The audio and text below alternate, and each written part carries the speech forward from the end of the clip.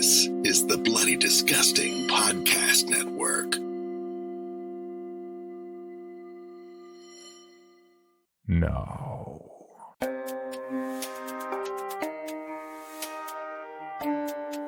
This is Creepy, a podcast dedicated to sharing the most famous, chilling, and disturbing creepypastas and urban legends in the world.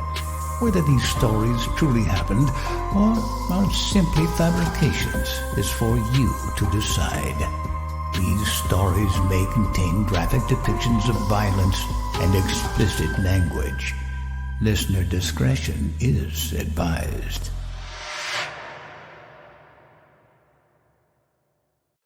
Creepy presents They Stand in the Doorway But Never Enter. Written by author JoJo. I hate that feeling you get at night when you're laying in bed facing away from the open space of your room and you get the sensation that you're not alone. Even if you know in your heart of hearts that no one else is there, you can feel a presence. That is a sensation I got all the time. I would let my mind wander, and before I knew it, I would somehow convince myself that I was no longer alone in my bedroom, that someone or something was watching me.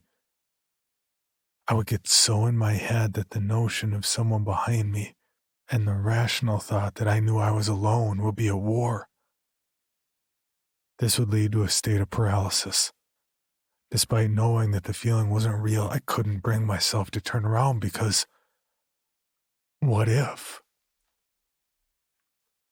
Sometimes I would lay there for hours staring at the wall inches from my face, trying to listen for any sign of movement despite knowing nothing was in my room. Sometimes I would quickly drift off. And with the safety of the morning, I would turn over to face an empty room.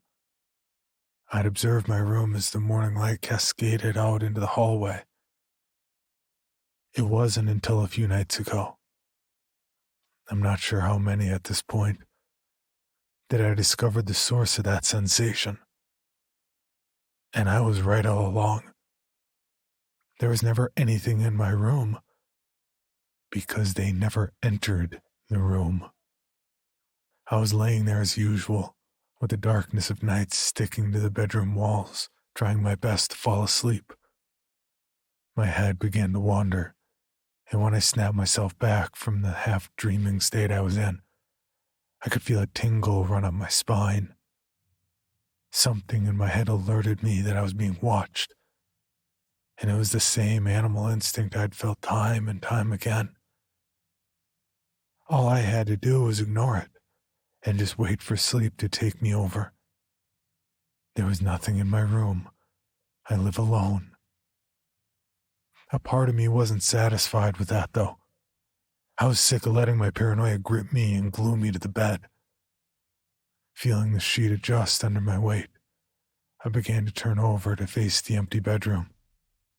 My heart was pounding when my vision cycled from the wall to the ceiling and then to the room, vacant to visitors. Fear quelled within me as I looked out at the room. Not a being in sight. Sure, the shadows of objects in my room looked different than they did during the day, but I was able to vanquish that paralysis my body suffered through so many nights. I went to lay my head on the pillow, ready to fall asleep facing away from the wall, when my eye darted over to the open door. My fingers clutched the bedsheet and my body retched back until my spine smacked against the wall I had just turned away from. I think I screamed, like a dog when you step on their tail, or when a jump scare manages to get you. There was only the sound of my teeth clicking together as my body trembled. I couldn't take my eyes away from the door, trying to convince myself that my eyes were playing a trick on me, or that I was imagining things was useless. I could see him clear as day. An irregularly tall man hunched over, looking into my room from the other side of the doorframe. His skin was pale and vaguely luminescent. He wasn't glowing, but he was starkly represented against the endless void of the hallway behind him. I could tell if he stood up straight, his head would have hit the ceiling.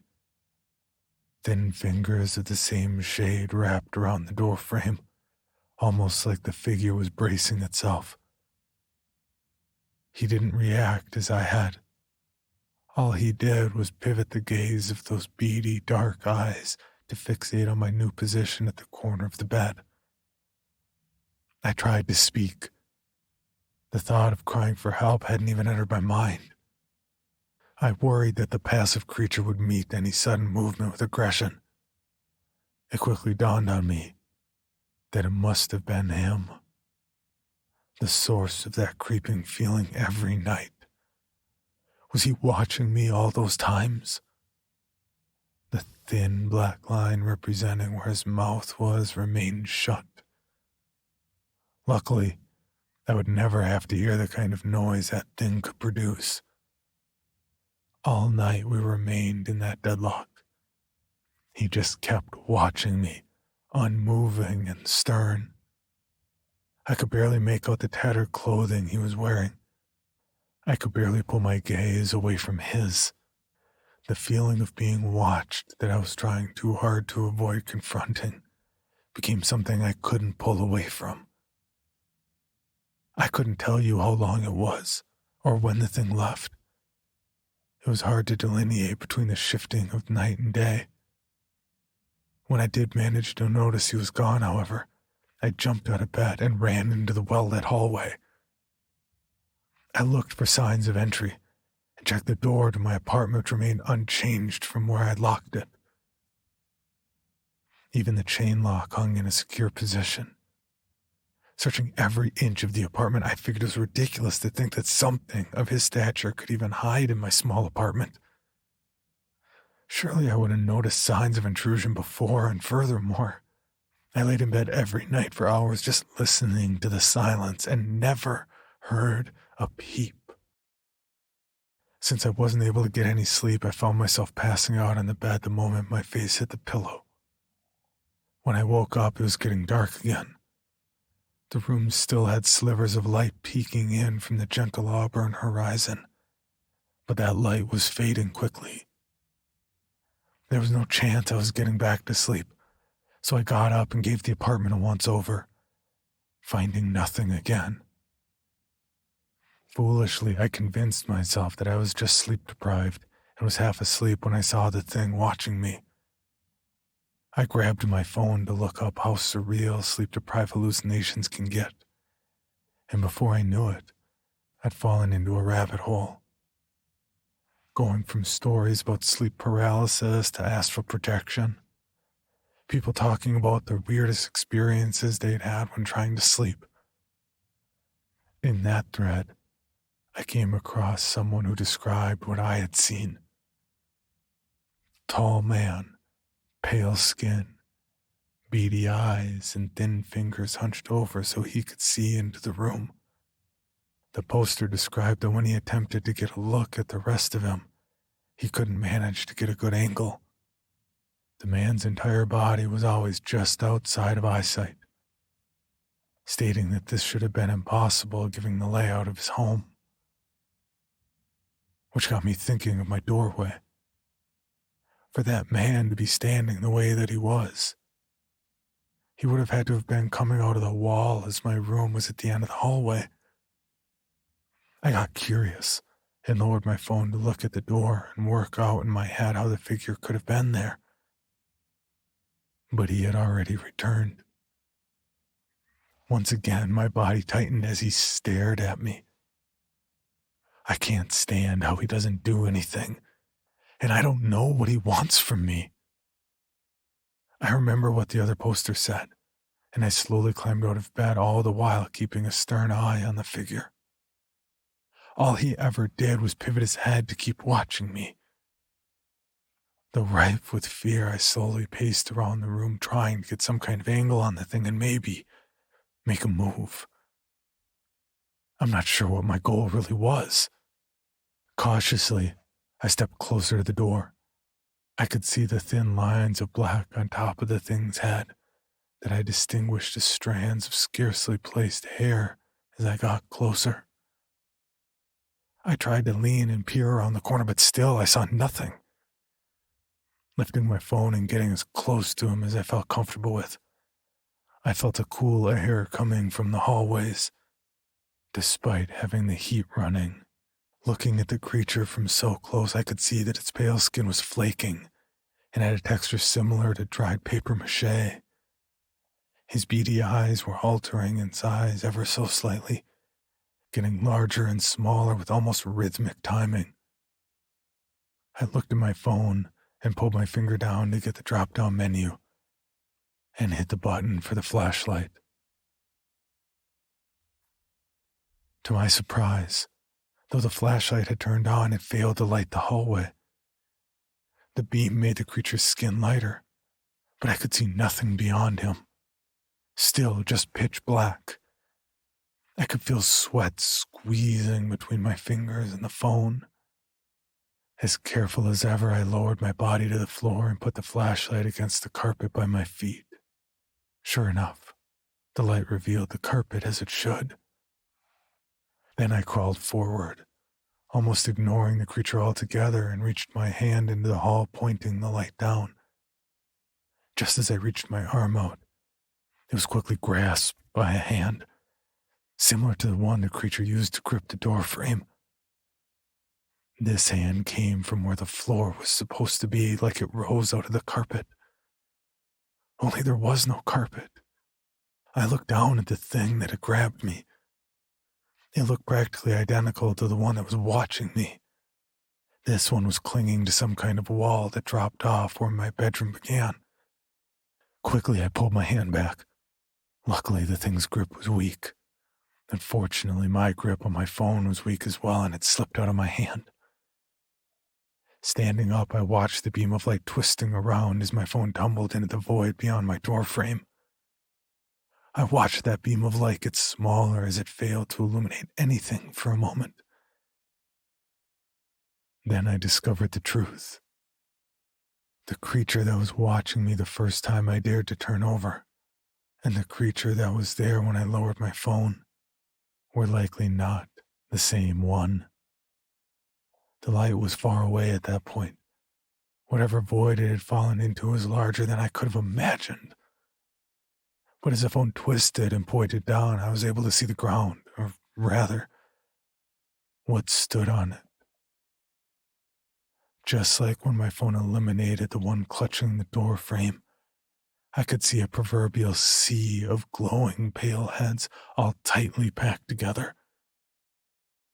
There must have been hundreds of them, if not thousands. Then the light of my phone vanished, and the void was dark again, save for the one still watching me, clinging to the doorframe. With my eyes more adjusted to the deep darkness of the space behind him, I could see small pins of white. It was like I was looking up at the night sky and watching the stars. So many pricks of light glittering in endless dark. Making eye contact with him, or it, I thought about all those nights I felt like someone was watching me when I had my back turned. Years of it. The one that was hanging under the doorframe. I think he was next in line. All those nights of paralyzed paranoia.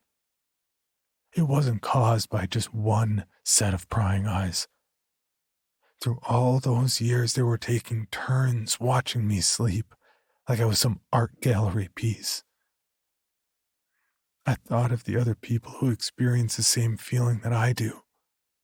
Most people who feel it probably never have the nerve to look, or they just shrug it off. Depending on how big that void is, maybe art gallery is the right word. Maybe all those lights were other doors, and these things are just watching us all sleep. Are we that entertaining? Or are they planning something? They return every night. I always sit and watch them, even when I leave my hallway light on. There will be a point when it flickers and the void returns. It never gets easier watching those things slowly pull themselves into the frame. If they are planning something, I can't help but wonder if it would be better to be asleep when they take action, assuming they can even leave the void. For now, there's nothing I can really do but sit and watch them as they watch me. So it's up to you when you're in your room at night, all alone trying to fall asleep, and you get that nagging sensation that you're being watched. I can assure you don't need to worry that something's in the room with you, because they stand in the doorway, but never enter. For now. For more information, including pictures and videos of the stories told on this podcast, please visit creepypod.com. If you'd like to submit a story for consideration or recommend a story, please see our submission page at creepypod.com/submissions. All stories told on this podcast are done so through Creative Commons Share-alike licensing or with written consent from the authors. No portion of this podcast may be rebroadcast or otherwise distributed without the express written consent of the Creepy Podcast production team and the story's author.